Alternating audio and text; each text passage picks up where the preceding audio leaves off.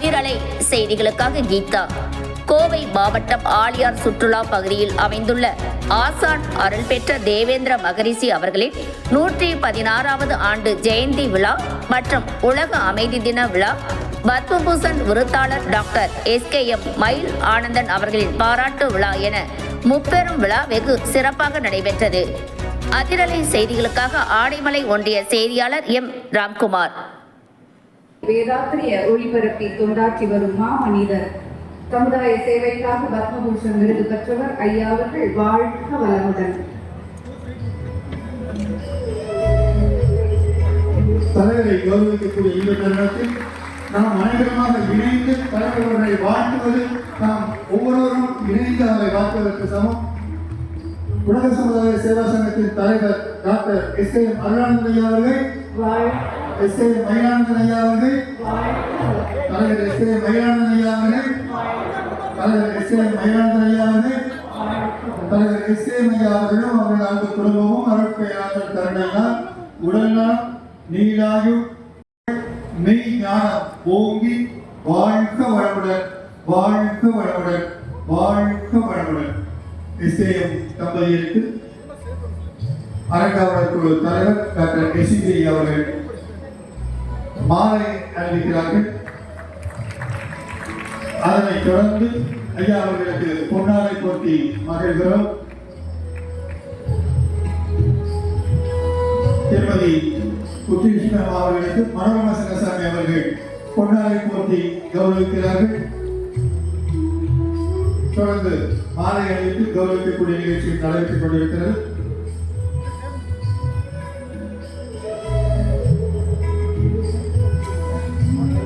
அனைத்து அரங்காவலர்கள் சார்பாக நல்லதோ வீணை இந்த அரங்கத்தில் ஐயா அவர்களுக்கு நினைவு பரிசாக அனைத்து அரங்காவலர்களால் வழங்கப்பட்டிருக்கிறது. சந்தனம் கரைந்து கரைந்து மனம் வீசுவது போல ஐயா அவர்கள் தன்னுடைய வாழ்க்கையை கரைத்துக் கொண்டு சமுதாயத்திற்கு தொண்டாற்ற ஒரு துறவியை தானே எடுத்து வந்தார். இப்படி இந்த செய்தியை பார்த்து, இந்த நிகழ்வை பார்த்து சுவாமி விவேகானந்தர் தமிழ்நாட்டில் ஒரு சிறிய கிராமத்தில் பிறந்த ஒரு விவசாயியின் மகன் தனது வாழ்க்கையை மட்டுமல்ல ஒரு தலைமுறையையே மாற்றியிருக்கிறார். அவர்தான் Padma Bhushan விருதாளர் doctor SKM Mylanandhan.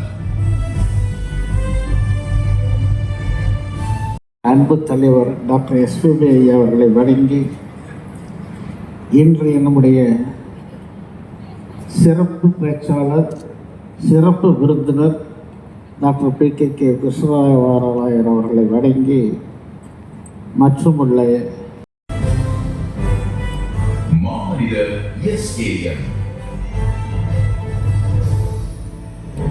1945 June 18 Erode மாவட்டம் மொடக்குறிச்சி அருகே உள்ள சாமிநாதபுரம் கிராமம். ஒரு எளிய விவசாய குடும்பத்தில் KR கிருஷ்ணசாமி கவுண்டர் மற்றும் தெய்வானை அம்மாள் தம்பதியருக்கு மகனாய் பிறந்தார் மயில்சாமி என்கிற மயிலானந்தன். இளம் வயதிலேயே ஒரு சிறிய மளிகை கடை ஆரம்பித்து படிப்படியாக வளர்ந்து SKM எனும் மிகப்பெரிய நிறுவனத்தை ஆரம்பித்து இன்று அவரின் வெற்றி கொடி SKM தீவனங்கள், SKM எண்ணெய்கள், SKM சித்தா மற்றும் ஆயுர்வேதா நிறுவனங்கள், SKM எலக்ட்ரானிக்ஸ் எக்ஸ்போர்ட்ஸ் என்று எட்ட முடியாத உயரத்தில் பறந்து கொண்டிருக்கிறது. 1991 ஈரோடு மாவட்ட நுகர்வோர் பாதுகாப்பு மையத்தில் தலைவராக பொறுப்பேற்று பல்வேறு வழிகளில் நுகர்வோர் பாதுகாப்பு குறித்த விழிப்புணர்வை ஏற்படுத்தினார். ஈரோடு பெரியார் நகர் பூங்கா பராமரிப்பு அறக்கட்டளை ஆரம்பித்து அதன் தலைவராக பொறுப்பேற்று பூங்காவில் பல்வேறு மரங்கள். பின்புதான் ஆன்மீக நலம். இப்போ இதை படிப்படியாக வாயில் சொல்லலைங்க, பயிற்சிகளாக கொடுத்துருக்காங்க. எனக்கு சந்தித்து மருத்துவ ஆலோசனைகளை அளித்து தேவையான மருந்துகளையும் இலவசமாக வழங்கி வருகிறார். 1982 ஆண்டு ஆன்மீக குரு தத்துவ ஞானி ஆர்த்தரை வேதாந்தி மகரிஷியை சென்னையில் சந்தித்தார். வாழ்வில் பெரும் இன்பம், துன்பம், அமைதி, பேரின்பம் அனைத்துக்கும் மனமே விளைநிலம். அந்த மனதை பயன்படுத்தி மனதை பலப்படுத்தும் வாழ்க்கை நல கல்விதான் மகரிஷி அவர்கள் வகுத்தளித்துள்ள ஸ்கை யோகா எனும் மனவளக்கலை. இவரின் ஆன்மீக ஈடுபாட்டையும் தன்னலமில்லா அர்ப்பணிப்பையும் விரிவாக கவனித்த மகரிஷி அவர்கள் 1987ஆம் ஆண்டு இவரை உலக சமுதாய சேவா சங்கத்தின் துணைத் தலைவராக்கினார். கூடுதலாக மகரிஷி அவர்கள் டாக்டர் SKM அவர்களை வேதாத்திரி பதிப்பகத்தின் தலைமை பொறுப்பையும் ஏற்க வைத்தார். அப்படி ஆன்மீக மாதாந்திர பத்திரிகையின் ஆசிரியராக பொறுப்பேற்று பல மாற்றங்களை கொண்டு வந்தார்.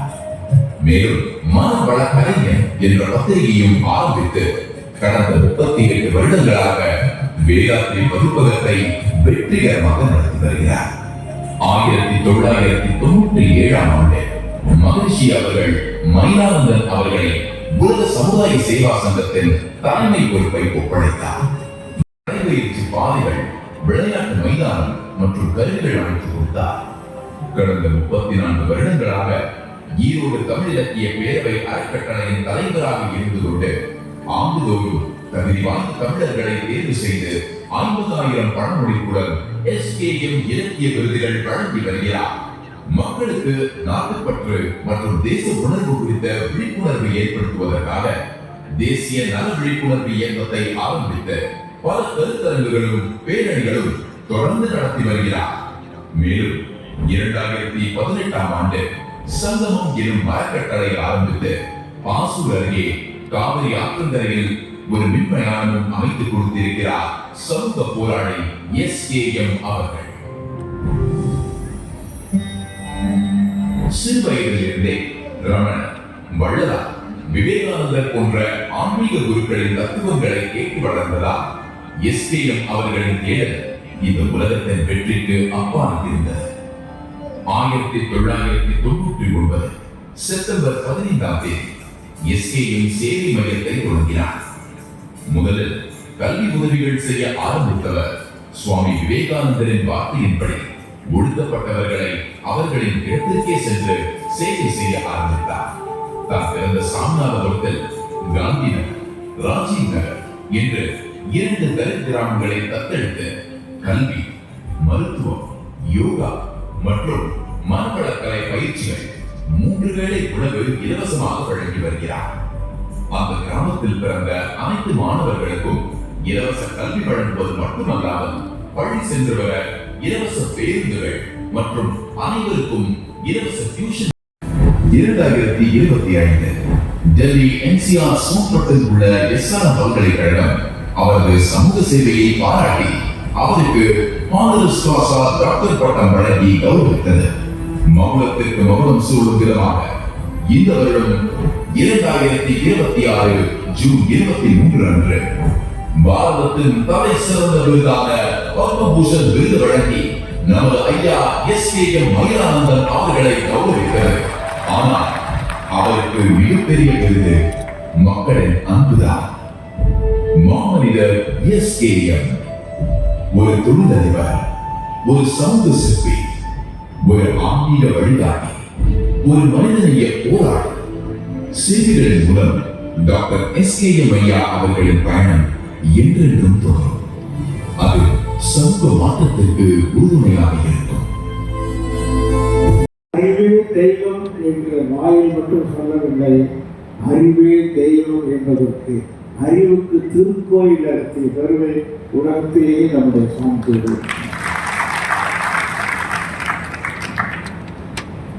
எத்தனையோ ஆன்மீக இயக்கங்கள் நன்றாக பணிபுரிந்து கொண்டிருக்கின்றன. ஆனாலும் மத சம்பந்தம் இல்லாமல், சாதி சமயம் இல்லாமல், எந்த தனிப்பட்ட உருவமும் இல்லாமல் அத்வைத முறைப்படி இறை தத்துவத்தை, ஆன்மீகத்தை மகரிஷி அவர்கள் 220 அறிவுத்திருக்கோயில்கள், சொந்த கட்டிடங்களில் மக்கள் பணி செய்து வருகிறது. இதற்கெல்லாம் முத்தாய்ப்பாக ஆழியார் அறிவுத்திருக்கோயில் பயிற்சி தலைமையிடமாக திகழ்ந்து வருகிறது. டாக்டர் SKM ஐயா அவர்கள் இதன் நிர்வாக அறங்காவலராக இருந்து சிறப்பாக வழிநடத்தி வருகிறார்கள். மக்களின் வாழ்க்கையில் மாற்றங்களை கொண்டு வரலாம் என்ற நோக்கில் ஆரம்பிக்கப்பட்டதுதான் உலக சமுதாய சேவா சங்கத்தின் கிராமிய சேவை திட்டம். இதுவரை கிராம சேவை மற்றும் அனைத்து மாவட்ட மன்றங்களிலும் பல்கலைக்கழகங்களுடன் இணைந்து யோகா பயிற்சி வகுப்புகள் நடத்தப்படுகிறது. 2015ஆம் ஆண்டு தமிழ்நாடு உடற்கல்வி மற்றும் விளையாட்டு பல்கலைக்கழகத்தின் கீழ் வேதாத்ரி மகரிஷி யோகா கல்லூரி சென்னை திருவான்மையூரில் உள்ள தலைமை அலுவலர் வளாகத்தில் துவங்கப்பட்டது. இங்கு யோகா கலையில் பிஎஸ்சி, எம்எஸ்சி மற்றும் பிஹெச்டி பட்டப்படிப்புகள் வழங்கப்படுகிறது. மக்கள் சேவையே மகேசன் சேவை என்ற நோக்கில் ஜாதி, மதம், இனம், மொழி பாராமல் இவரின் சேவை தொடர விருதுகளும் இவரை தொடர ஆரம்பித்தன. சேவைக்கான அனைத்து பெருமைக்குரிய விருதுகளும் இவரை வந்து சேர்ந்தன. 1993 இந்திய அரசின் சார்பில் தேசிய சிறந்த நுகர்வோர் பாதுகாப்பு மையம் விருது, 2010 மத்திய அரசின் மகளிர் மற்றும் குழந்தைகள் நல மேம்பாட்டு ஆணையம் திரு மயிலானந்தன் அவர்களுக்கு குழந்தைகள் பாதுகாப்பிற்கான தேசிய விருதும் ரூபாய் 3 லட்சம் தொழிலை விட்டுவிட்டு மகரிஷி சொன்ன ஒற்றை வார்த்தைக்காக இந்த மாபெரும் தொழில் சாம்ராஜ்யத்தில் இருந்து தன்னை முழுவதுமாக விடுவித்துக் கொண்டார் மாமனிதர் எஸ்.கே.எம். மயிலானந்தன் அவர்கள். தன்மனித அமைதி, குடும்ப அமைதி, உலக அமைதி, இந்த 3 இலக்குகளை நோக்கி உலக சமுதாய சேவா சங்கம் முன்னேறியது. பொதுமக்களுக்கான யோகா ஹியூமன் எக்ஸலன்ஸ் மற்றும் இளைஞர்களுக்கான யோகா யூத் எம்பவர்மெண்ட் என்ற திட்டங்கள் மூலம் அவரது தலைமையில் லட்சக்கணக்கான மக்கள் யோகா, தியானம் மற்றும் காயக்கல்ப பயிற்சிகளை நிறுவனத்தின் பல மையங்களில் தங்கும் வசதிகளுடன் பெற்று பயனடைந்து வருகின்றனர். மகரிஷி அவர்களின் மத சமாதிக்கு முன் உலகமெங்கும் ஆய்வு திருக்கோயில்கள் கட்டப்பட வேண்டும் என்ற அன்பு கட்டளையை ஏற்றுக்கொண்டு இந்தியாவில் மட்டுமல்ல, சிங்கப்பூர், மலேசியா, இலங்கை என்று பல்வேறு நாடுகளில் இன்று 400க்கும் மேற்பட்ட நடைபயிற்சி பாதைகள், விளையாட்டு மைதானம் மற்றும் கருவிகள் அமைத்துக் கொடுத்தார். கடந்த 34 வருடங்களாக ஈரோடு தமிழ் இலக்கிய பேரவை அறக்கட்டளையின் தலைவராக இருந்து கொண்டு ஆண்டுதோறும் தகுதி வாய்ந்த தமிழர்களை தேர்வு செய்து 50,000 பணமொழிப்புடன் எஸ்.கே.எம். இலக்கிய விருதுகள் வழங்கி வருகிறார். மக்களுக்கு நாட்டுப்பற்று மற்றும் தேச உணர்வு குறித்த விழிப்புணர்வு ஏற்படுத்துவதற்காக தேசிய நல விழிப்புணர்வு இயக்கத்தை ஆரம்பித்து பல கருத்தரங்குகளும் பேரணிகளும் தொடர்ந்து நடத்தி வருகிறார். மேலும் 2018ஆம் ஆண்டு சங்கமம் எனும் அறக்கட்டளை ஆரம்பித்து பாசூர் அருகே காவிரி ஆற்றங்கரையில் ஒரு மின்மயானமும் அமைத்துக் கொடுத்திருக்கிறார் சமூக போராளி எஸ்.கே.எம். அவர்கள். சிறுவயதிலிருந்தே ரமணர், வள்ளலார், விவேகானந்தர் போன்ற ஆன்மீக குருக்களின் தத்துவங்களை கேட்டு வளர்ந்ததால் எஸ்.கே.எம். அவர்களின் தேடல் இந்த உலகத்தின் வெற்றிக்கு அப்பால் இருந்தது.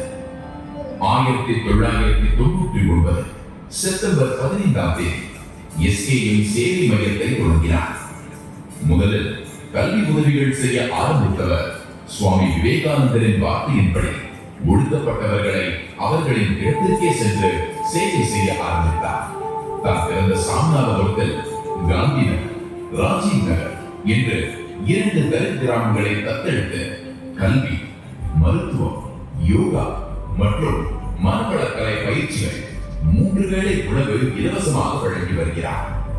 அந்த கிராமத்தில் பிறந்த அனைத்து மாணவர்களுக்கும் இலவச கல்வி வழங்குவது மட்டுமல்லாமல் பள்ளி சென்று வர இலவச பேருந்துகள் மற்றும் அனைவருக்கும் இலவச டியூஷன் சந்தித்து மருத்துவ ஆலோசனைகளை அளித்து தேவையான மருந்துகளையும் இலவசமாக வழங்கி வருகிறார்.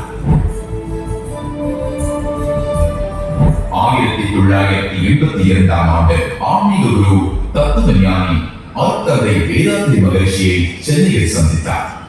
வாழ்வில் பெரும் இன்பம், துன்பம், அமைதி, பேரின்பம் அனைத்துக்கும் மனதை விளைநிலம்.